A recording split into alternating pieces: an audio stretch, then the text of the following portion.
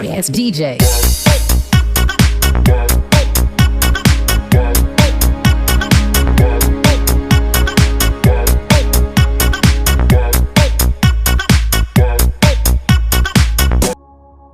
Kita mungkin pernah berpikir tentang seberapa luas alam semesta ini.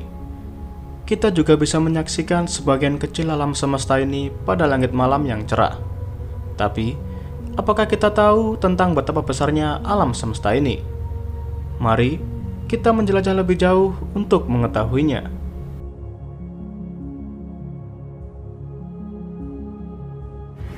Apa yang bisa kita pelajari sampai hari ini hanyalah bagian kecil dari alam semesta, seperti pada sistem tata surya kita saat ini. Sistem tata surya kita saat ini terdiri dari 8 planet dan 1 bintang matahari. Dan matahari adalah inti dari sistem tata surya kita. Dari sistem tata surya kita saat ini saja, manusia masih membutuhkan waktu puluhan tahun untuk bisa menjelajahi semuanya. Sebagai contoh, jarak bumi dan bulan. Mungkin kelihatannya begitu dekat, namun jika kita pergi ke sana, perlu beberapa hari seperti yang dilakukan pada misi Apollo 11 yang membutuhkan waktu 3 hari, 3 jam, dan 49 menit. Itu tadi adalah sedikit menggambarkan jarak bumi ke bulan. Setiap malam kita bisa memandangi bulan yang terlihat sangat dekat dengan kita. Namun, pastinya pandangan kita tak lepas dari gemerlap cahaya kecil yang turut menghiasi langit malam. Apakah itu? Itu adalah bintang dan planet di kelompok galaksi Bima Sakti. Bintang tersebut adalah sama seperti matahari kita. Namun, karena jarak yang saling berjauhan, kita hanya bisa melihatnya sebagai bintik-bintik cahaya saja. Tapi, apakah kita tahu kalau matahari kita ini hanyalah satu dari ratusan miliar bintang yang tersebar, dan planet bumi kita ini hanyalah satu dari triliunan planet yang ada di sistem galaksi Bima Sakti? Sebelum kita terlalu jauh pergi menjelajahi alam semesta ini, mari kita jelajahi dulu sistem tata surya kita saat ini.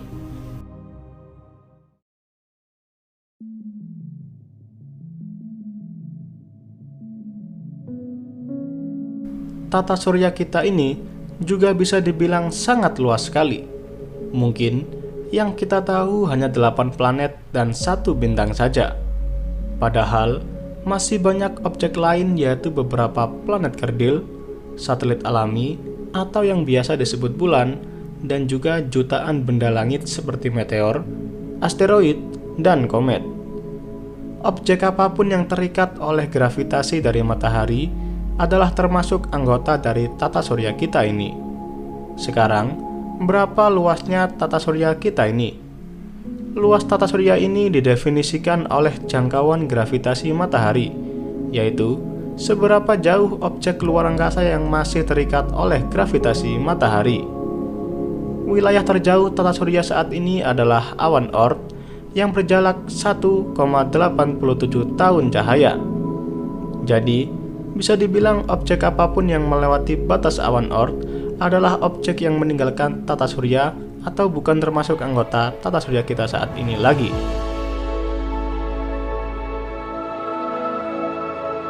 Saat ini, ada sebuah objek wahana antariksa dari bumi yang sedang berjalan menyusuri tata surya sejak tahun 1977. Dia adalah Voyager. Wahana antariksa Voyager sampai sekarang terus berjalan menjauh untuk meninggalkan tata surya kita ini. Voyager berjalan menyusuri tata surya dengan kecepatan hingga 62.000 km per jam. Terhitung 42 tahun sejak diluncurkannya sampai sekarang, Voyager masih diperkirakan akan sampai di awan Oort pada 300 tahun mendatang. Dan itu hanya sebatas sampai. Belum lagi ketika Voyager harus berjalan lagi melintasi awan Oort selama 30.000 tahun. Dari sini, sudah bisa kalian bayangkan betapa besarnya tata surya kita ini.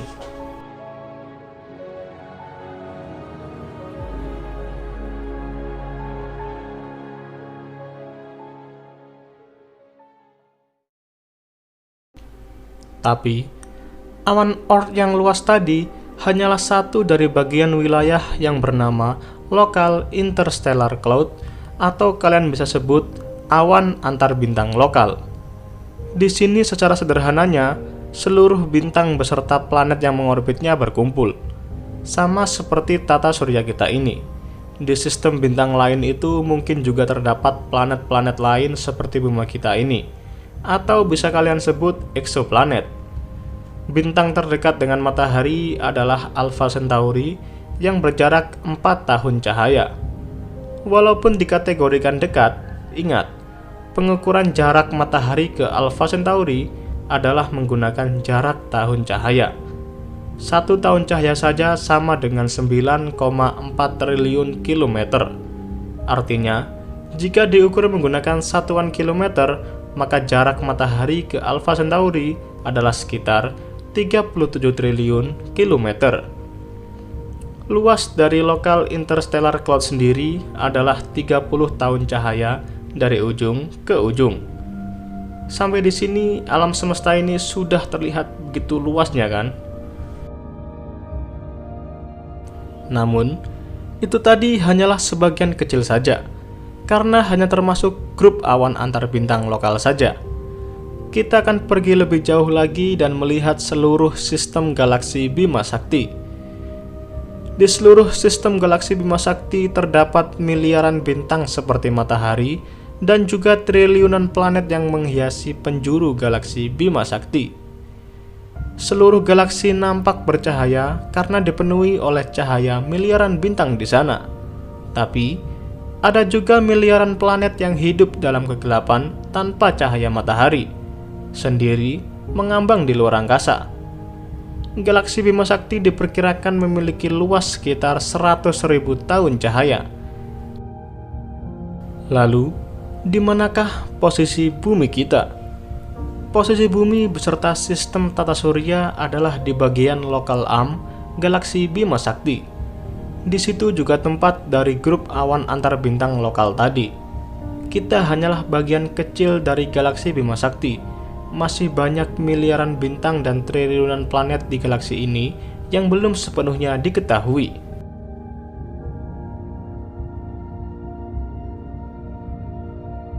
Melihat galaksi kita yang luas ini, ternyata hanyalah satu dari 54 galaksi lain yang tergabung di lokal grup galaksi. Lokal grup galaksi terdiri dari 54 galaksi yang paling dekat dengan galaksi Bima Sakti. Bima Sakti dan galaksi Andromeda ada di sisi bawah kanan. Sisanya seperti galaksi kecil yang ada di grup lokal ini. Bila lebih mundur lagi melihat posisi galaksi kita akan berada di kumpulan galaksi supercluster Virgo, kumpulan kelompok galaksi lokal dan disatukan dalam satu supercluster yang disebut juga lokasi rasi bintang. Setiap titik dalam kelompok itu mewakili kumpulan beberapa galaksi seperti galaksi kita, Andromeda, dan galaksi lainnya. Dalam satu grup yang semuanya dikelompokkan menjadi rasi Virgo supercluster sudah berupa sebuah titik putih. Diperkirakan ada 2000 galaksi yang ada di situ dan memiliki luas 110 juta tahun cahaya. Bila lebih jauh lagi melihatnya, kita hanyalah bagian sangat kecil dari Laniakea supercluster. Seluruh grup galaksi lokal dikelompokkan kembali menjadi dalam satu grup lokal supercluster raksasa. Jangan tanya bumi dan matahari, termasuk keberadaan galaksi kita, karena tidak terlihat dan diwakili menjadi satu titik kecil dari kelompok galaksi. Diperkirakan ada 100.000 grup lokal di galaksi dan memiliki luas 520 juta tahun cahaya. Jadi, yang kalian lihat titik-titik itu adalah kelompok yang berisikan banyak grup lokal galaksi. Dan tahap akhir pada perjalanan kali ini, kita akan kembali menjadi bagian kecil dan dikelompokkan kembali dalam sebuah peta alam semesta atau batas alam semesta yang bisa diketahui untuk saat ini. Sejauh ini kita berada di tengah alam semesta, karena manusia baru bisa mengamati dan menggambarkan dari sisi titik tengah. Dan diperkirakan menjadi wadah sekitar 2 triliun galaksi di dalamnya.